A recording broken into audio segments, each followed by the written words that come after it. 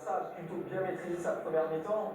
Voilà, on va pas revenir sur les erreurs d'arbitrage qui auraient dû normalement favoriser le FC Barcelone. Mais c'est vrai qu'en deuxième période, le Real Madrid est plutôt bien rentré dans cette seconde période. Ils se sont créés pas mal d'occasions et clairement, il faut aussi dire que Kylian Mbappé y est pour beaucoup. Lui, je pense qu'il a fait une très bonne rentrée. Il n'a pas grand-chose à se reprocher.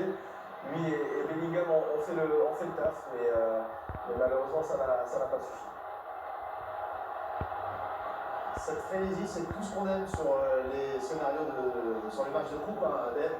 Quand on bascule dans la folie totale pour Jules Koundé, c'est beau de voir comme ça.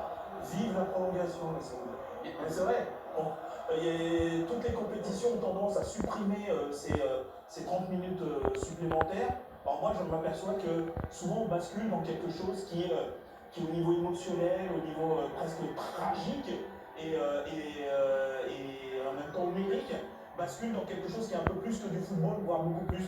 Là, cette image-là, elle prend aussi son sens parce que ça arrive à la 115e minute.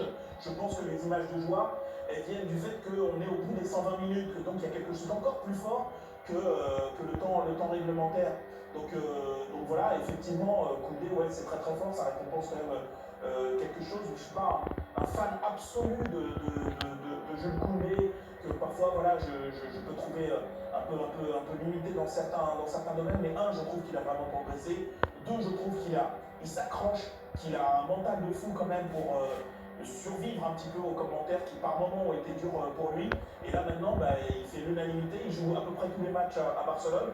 Et là, il est décisif des deux côtés du terrain, parce qu'il y a un certain nombre de situations qu'il a aussi sauvé ou contribué à sauver.